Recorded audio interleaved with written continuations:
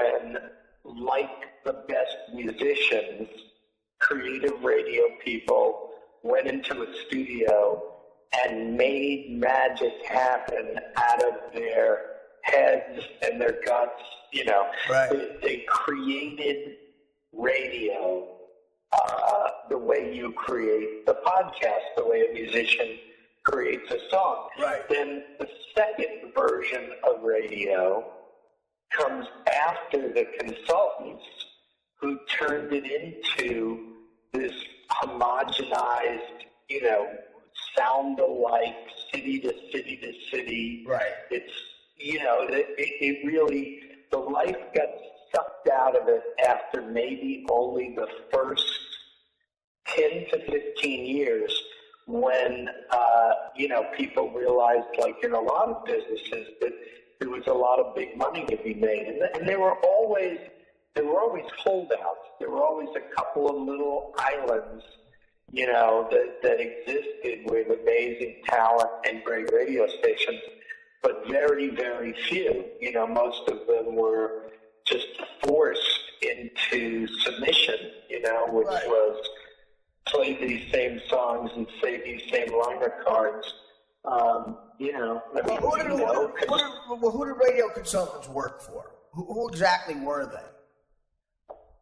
Well, in most cases, the people that created that idea of a job were former radio program directors. Right. You know, there were guys that had their hands on the wheel of one or two or three radio stations and somehow decided at a certain moment at the end of the 70s, the beginning of the 80s, these guys decided, hey, wait a minute, maybe if I cut my hair, I buy more expensive clothes than everybody else, and I get one of these really expensive briefcases, I can walk into the owners and the general managers and say, look, this Artie guy is a fucking disaster.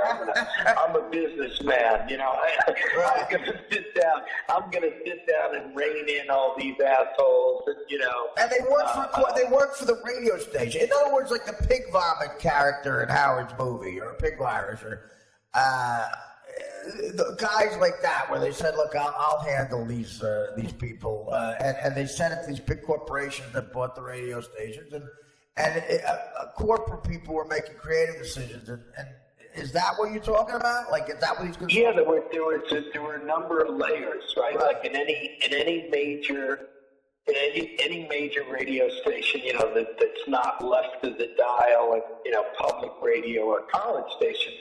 You've got an owner, that's the first suit, right? Then you've got the station management, that's the second suit, you know, like the Tom Chiasano, the general manager, who of course was the greatest suit of all time. Yeah, I love Tom. Then under Tom, you have another suit, which was, you know, like the program director level, right? The person who, you know, in WKRP had to put the sport jacket on, right? You know, but these consultants that you're interested in, these guys came in from the outside. They were kind of like, hey, I'm going to be the objective guy who's going to kind of be able to look. You know, I don't have to sit here and work all day long on all these problems. I could just fly into Atlanta, stay in the most expensive hotel for one night, listen to all the shows, come in the morning, tell you what's fucked up about the radio station, and then guess what happens? Their flight, their food, somehow their drugs, their phone bill, everything that they spent to come to Atlanta is paid for by the people who run the radio station. And then they get to say, Artie sucks, we need a morning guy, and then they leave. That's unbelievable. Yeah. So, I mean, I got to tell you, I realized how spoiled I was because I jumped on a bandwagon where the host of the show was so powerful. I was protected from all that. I may have told the story before. About a year into my tenure at the Stern Show, I was getting coffee during one of the breaks in the back there, and Chiusano, it was only me and Chiusano in the room. And I had a good relationship with Tom, but he came up to me and he said, listen, I just want to let you know, some of the sponsors are saying we're afraid of Artie. He's a loose cannon. You're too scary. We're afraid of Artie. He's saying he's a loose cannon. He's saying stuff that's too crazy, and it could cost us money. I'm just letting you know that. So now in my head, I'm saying, is Howard saying this through Tom? I don't know what the hell to do. So my only thing I could do after a night of tossing and turning, losing sleep, was the next day when Howard came in. I pulled him aside and told him, I said, "Listen, Howard, you gotta let me know what's going on here." Howard hit the roof. He goes, right. He said, right. Of course it didn't come from. Well, right. So he said, he goes, be more edgy. Go nuts.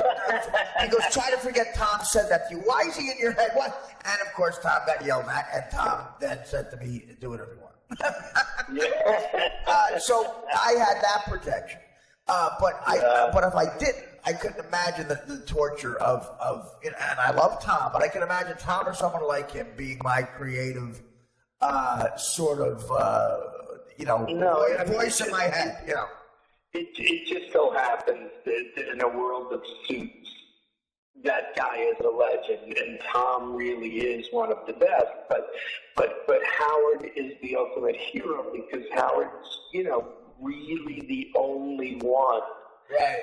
The alpha and the omega of standing up to management without fear. Everybody's always afraid to get fired. Well, and once you get over that fear, and that combines, of course, with his 900 other talents. Yeah. But once you get over that fear, you are the untouchable if you have the audience to back it up. Well, by the time I got to the show, he was a legend. So it wasn't even like. And you're right, getting fired helped him in his career. He played it like a fiddle, the FCC. And I mean, that happened a couple of times with the woman who cut Howard's hair would do my hair in the morning. Sometimes she would. We actually goofed on it. My bald spot. She put pepper on my bald spot. She browned it up. And her name was Tony, English woman. Howard's personal hair person. She is such a sweetheart. What a doll. And we were in Vegas. The first time we were in Vegas, and the show was, I was doing well on the show, and it was obvious that there was a lot of attention being paid to me, and it was a good time in my life. And she came up to my hotel room in Vegas for those Vegas shows to do my hair. She needed about 15 minutes. I loved talking to her. And she said to me, she goes, because I was myself. I wore ripped Yankee shirts. I went to work as if I was going to work at the port, loading a truck, and I just figured out how to be funny. She said to me one day in Vegas, she said, Artie, you should get with Ralph and maybe go shopping. And, you're on TV. I know you've been on TV before, but you're always a character. You're yourself on TV. You should try to dress very nice, get some nice shirts and everything, collared shirts. So now, of course, I'm thinking, oh, my God, Howard is telling me through this woman now that I need to dress. But I'm like, Howard wouldn't do that. But I'm always afraid Howard's telling me through somebody. So I went to I didn't know what to say, and I didn't want to throw her under the bus. Thank God she sort of did this for me. She went up to Howard, and I think she thought that Howard was going to compliment her. She said, Howard, I talked to Artie about maybe getting with Ralph and going shopping for shirts. And Howard looked at her and said, don't change a thing about Artie.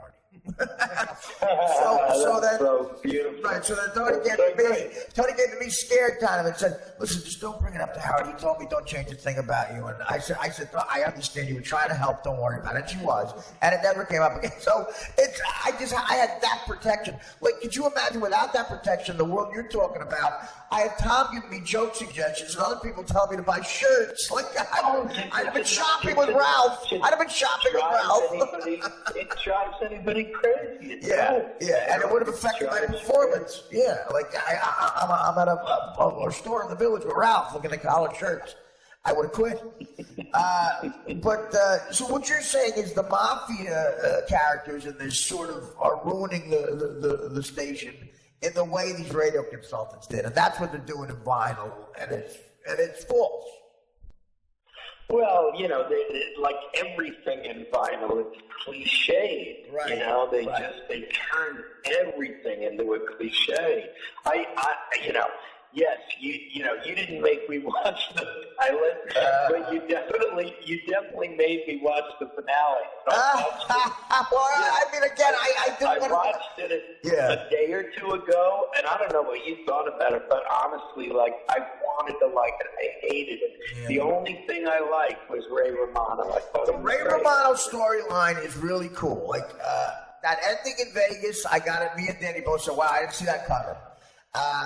And when Cannavale, really does an evil thing you could do to a friend, and then the storyline that runs through there is interesting.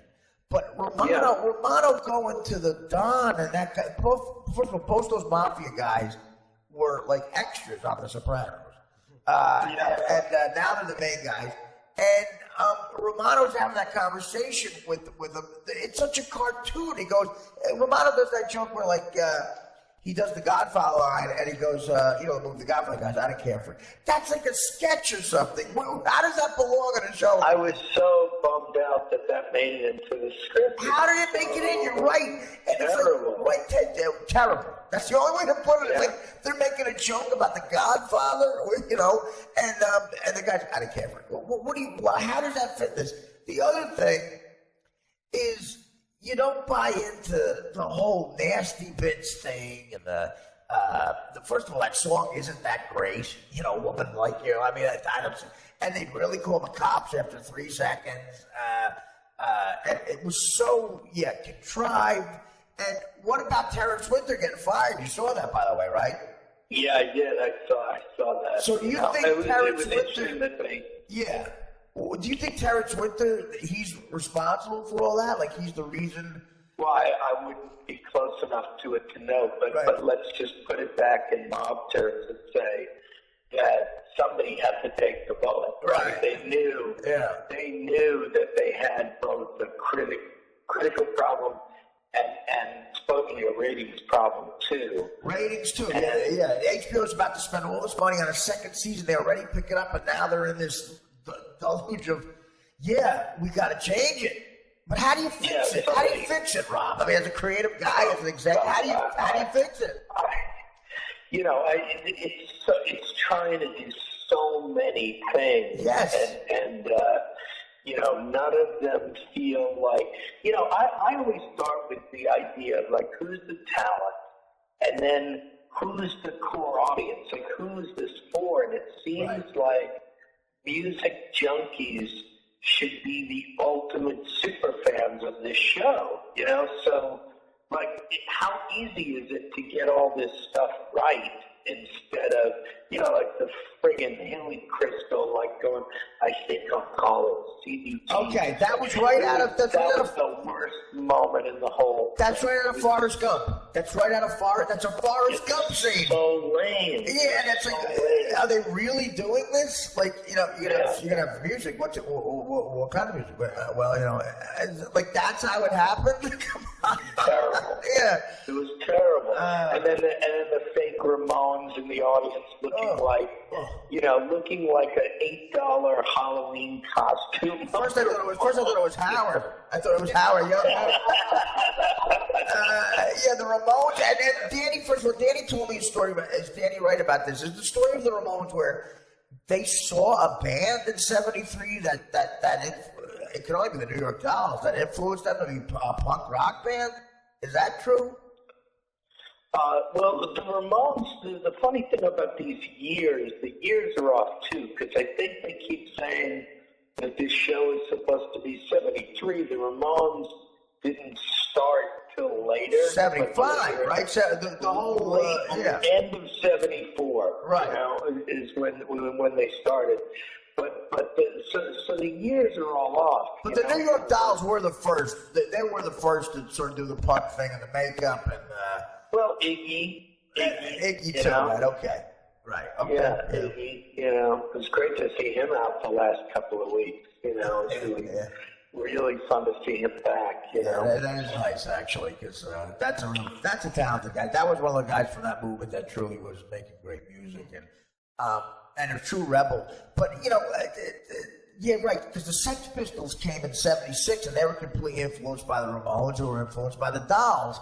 And it's documented that Sid Vicious loved the New York Dolls and Johnny Thunder and all that stuff. But Dan, what were you saying? You said the story was that the Ramones saw a band or something?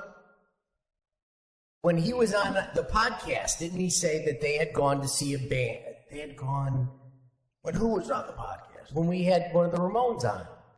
Well, that was Marky. He wasn't original. Right. Marky was not original Ramones. He came in years later. You were talking about the lure of the Ramones, and he said, yes, they had gone to see a band, if I remember the story. But he wouldn't have been there, Marky Ramone. Well, he said it on the podcast, and I don't remember if he said it during when we talked to him for a long time, off the air, and then we talked to him on the air. Yeah, it doesn't make any sense. That would have happened. And you're right, Rob. It's like you can almost see the crowbar putting the Ramones in the audience. And they're right. The Hilly Crystal thing. I said to Dan, that's like a bad Forrest Gump scene. And now it looked like you bought like a beard like 3 seconds before it was called Action. Like $5 beard. And the cartoon character. What about the cartoon character Cops? What about and the one guy goes, Harlem Island? You from Harlem Island? What that one cop is like, got that attitude. It's actually kind of interesting. But and Bo Deal. I love Bo, but what the. I don't know. You're right. Yeah. And Rob, I got to tell you something. You nailed it the first show. Everything you said, and you said, I hope it gets better, but everything you said it went down the road you hoped it didn't go down. Well, because so many shows do get better. Like everybody always forgets how long the greatest, most legendary series in television took to find their mojo. Sure. A lot of shows took a long time, So that's kind of where you and I and a lot of people, I think, were all the way back on Valentine's Day, which seems like 1,000 years ago, like 8 weeks ago, right? Where everybody thought, well, maybe this will find its way. If this many of us are this pissed at a lot of the bad choices they made, and they're still filming, then maybe they'll get their shit together. But obviously they didn't. I mean, it would be interesting. I'm not going to waste the time, but it would be interesting to see if there was any positive reviews of the finale, because I thought it was so bad. There's not. Yeah, the people were. It was really ravished. But here's what I think. I think Scorsese and Jagger got into it for a little while, and then these are such busy people. I think people who are so great when they first hit the scene, you can tell when their work starts to suffer is when they take on clearly too much stuff for money, and Scorsese. Oh, you mean like maybe their names were on it, but they didn't spend more than 16 minutes on the work? Well, maybe the beginning they did it, and they the first show, and then I think they said to Terrence Winter, all right, it's all you. Run with it, and they gave it to Terrence Winter. And Terrence, why would you not trust him? The guy is brilliant, and I don't want to fuck with Terrence Winter either. I love him, and I don't know who decided to go this way, but you got to commit to something. I thought those mob guys, when I saw, first of all, that guy, the mafia guy, Carlos Carrado, whatever his name is, he's the guy on The Sopranos who Tony gave the curb job to because. He messed with Beto, and he put his teeth on the edge of a cannoli stand, and knocked all his teeth out. When I saw those guys, I'm like, well, clearly, these guys aren't going to be a big part of it because they're not great actors. Or someone's Scorsese. They're fucking like supporting players in it. They're like they got an enormous part. Olivia Wilde wasn't even in the last show. No, I noticed that too. I didn't realize it until afterwards. I was like, something's missing. Oh yeah, the lead actress. The other thing is she's not. The other thing about Olivia Wilde is she's so gorgeous. I mean, that's a legendary, stunning, exotic look. She's not that great of an actress. She's just not. I don't buy anything she says. I mean, I've seen a new comedy to it. It's even worse, but she's just not that talented of an actress. I don't know. I've seen a lot of stuff that she's in. Yeah, I've seen. She's in that magician thing with fucking Steve Buscemi and what's his face? It's terrible. Dan, you know what I'm talking about? Yeah, it's the Burt Wonder or whatever. No, is it Burt Wonderstone? Yeah, that one. Yeah. So the positives are kind of Ollie's performance. It's, you got to give, especially with that material. But again, I wanted to give you praise, Rob. I wanted you to come because I wanted to say you were right. You nailed it. And I don't know. I hate being right that it wasn't good. Yeah. You know, I wish it was great. Did you read this? I think the story came out maybe yesterday that they're now going to take a crack at doing the MTV movie in this way. There was a book out on MTV. How it started about 4 or 5 years ago.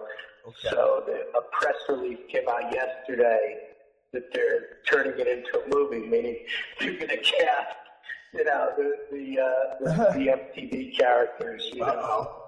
All the VJs and Tom Preston are. Probably so. Yeah, the book. I didn't get here until about the 7th or 8th year. The book is on the first 10 years. I was going to say, who's going to play you? Who's playing you, David? Yeah, that's what I said. I probably, I didn't factor in until the tail end of the book that they bought, you know. Yeah, but they just announced that they're making that a movie yesterday. Oh, no kidding. Well, I mean, who's doing it? Do you know? What studio? I don't have it in front of me. Yeah, I'll check into that. Yeah. But, again, when you hear stuff like this, you just want it to be done properly because when something's done wrong, it really hurts the legacy of people. I don't know if Cannavale's based on somebody. I guess he isn't. But Jagger's kid is, again,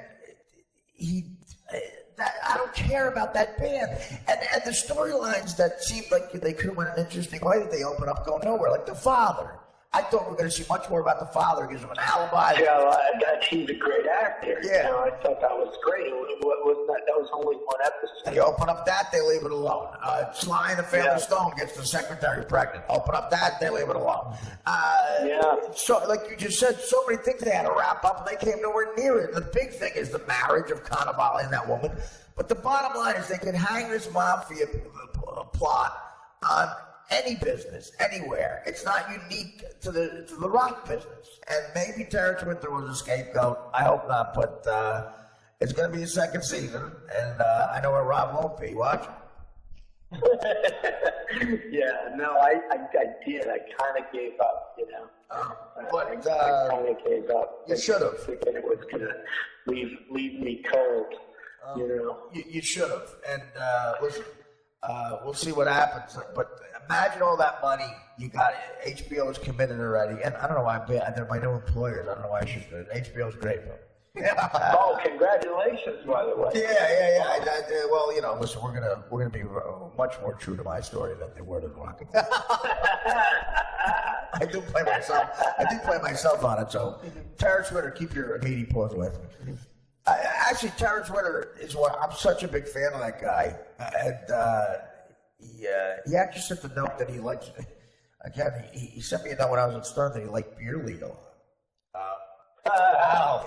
Yeah, and so I don't know. Maybe they're giving him shit, but you nailed it, and I love you. And come. I want you to come in live. By the way, you got to come in live and do an interview here. We'll get a bite to eat. The stories Rob could tell, or even toward the end of it, where I came in the late '70s and early '80s when I was 15.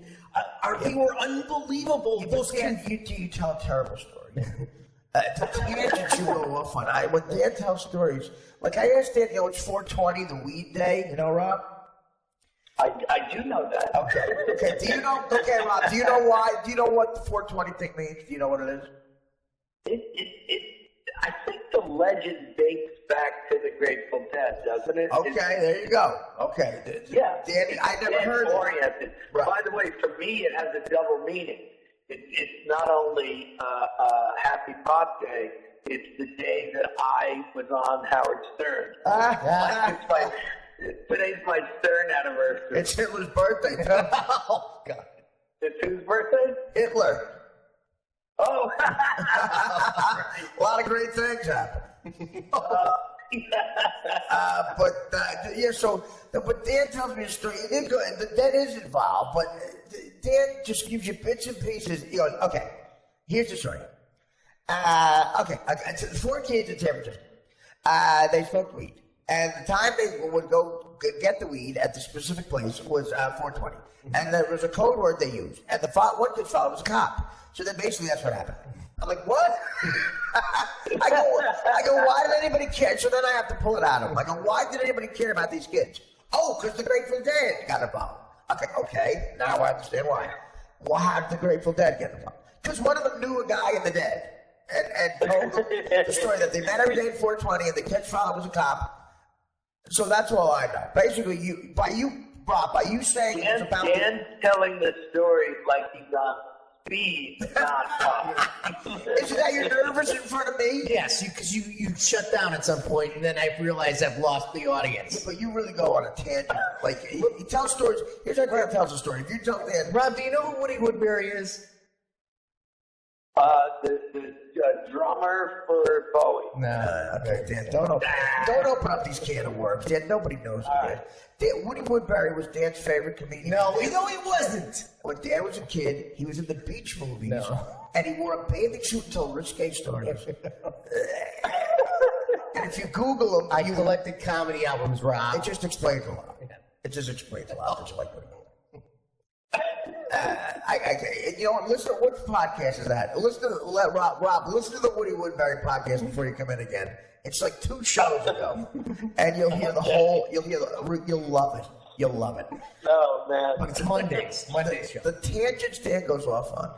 If you asked Dan to tell a story about this, if he was on the Titanic and he said, "Tell me the story," you go, "Okay." We got on the Titanic. First of all, I always loved ships. When I was a kid, I always said to my father, someday maybe I could be a shipbuilder. And so he said to me, "That's great." So when the Titanic came about, I always wanted to go on the Titanic. So we bought a ticket. I always loved tickets. But the thing about me and tickets, here's the thing about me and tickets, especially a ticket for a ship. So now you know I love ships and I love tickets. So when I held a ticket for a ship, it was very special to me. So we bought it for the Titanic. Now, here, I always love the word Titanic. Let me tell you why. Holy Christ. Holy Christ. Just say the fucking thing in an iceberg and talk.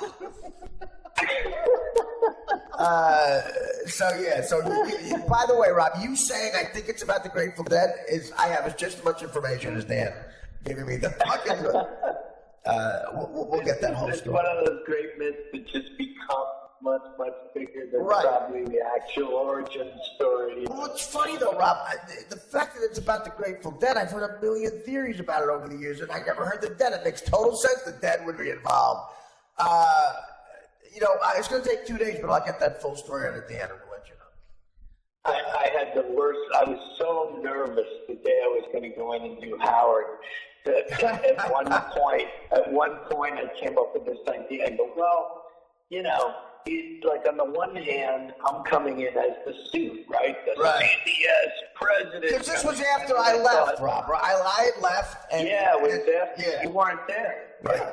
But then I thought, well, if I bring like a ceremonial joint, and present it, maybe that would like it. And then I thought, oh, that's like the hackiest, stupidest idea. You know what? Rob, good call. He would have hated it. Oh, it would have been awful. So then it was the night before, and I emailed Kimmel, like my pal, and I said, okay, what's the best advice? He goes, the best advice, just be yourself. Right. Absolutely. No, just tell the story as it happened. And that's it. Well, that is good. But Jimmy is giving a good.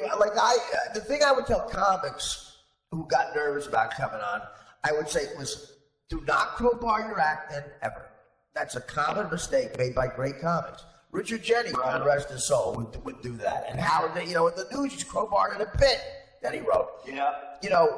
And Richard was funny enough just to hang. Don't do that. And I said, the other thing is, you're working to an audience of one. Do not worry about what Tom, Robin, me, Fred, everybody in their car listening, the 20 million people. You are trying to make one guy laugh, and it's Howard.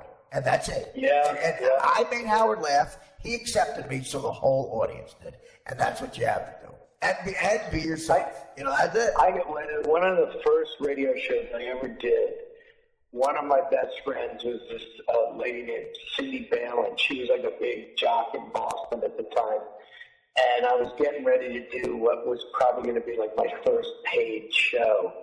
So she gave me this little picture of herself. And right before I left to go to the station, she goes, "Here's the best thing I could ever tell you.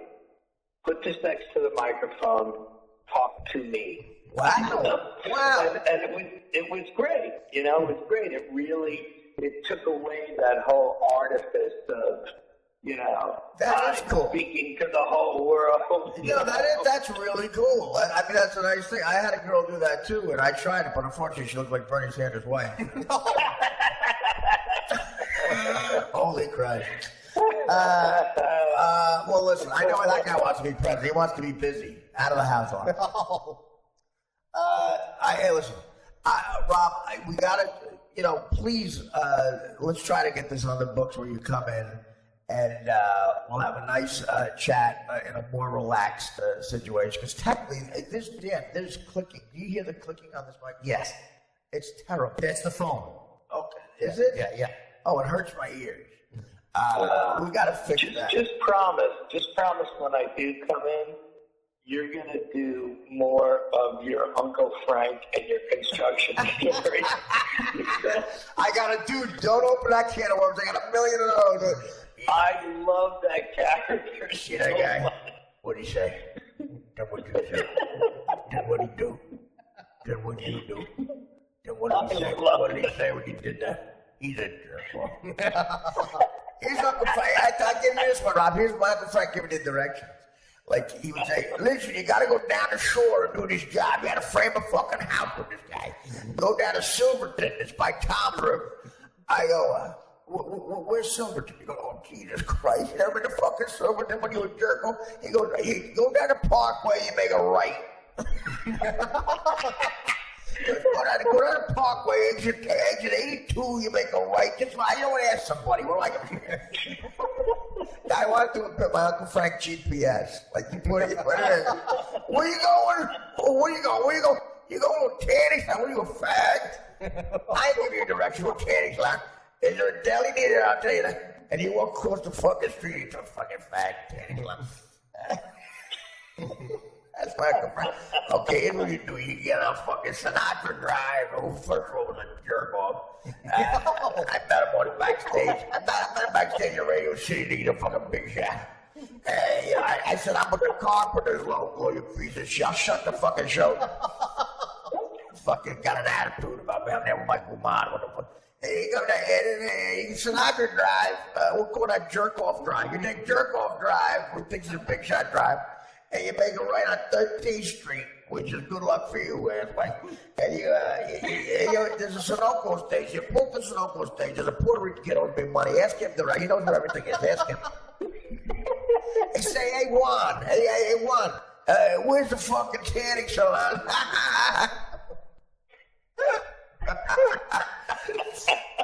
I promise you, I could do it 3 hours of it, right?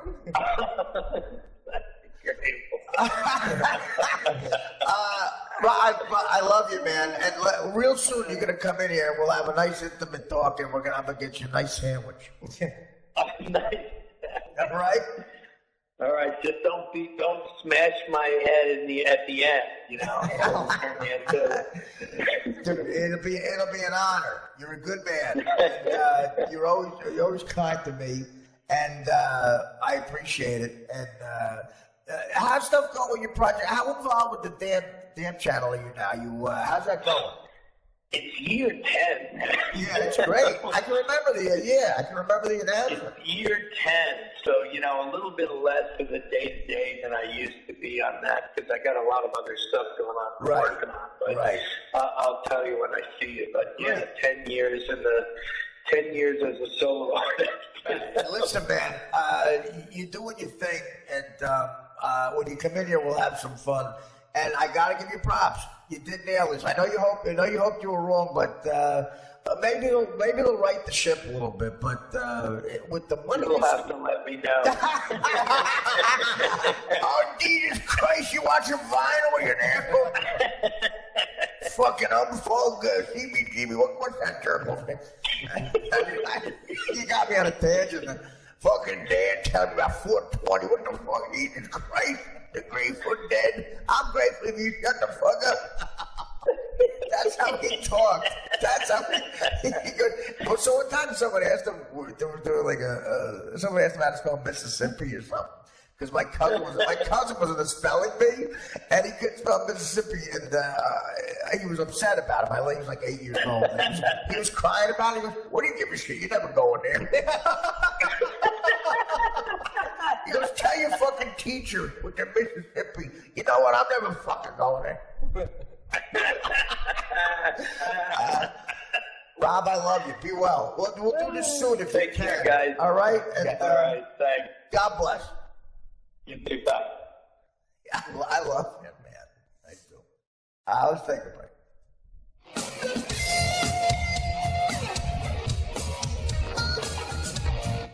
Hey, everyone. It's Dan. We're going to wrap up the show here tonight. Tomorrow, Anthony Boza will be in. Coming up, either the end of this week or early next week, Michael McKeon will be on the podcast. Thank you to my buddy Rob Barnett and to Hansy for answering the phone.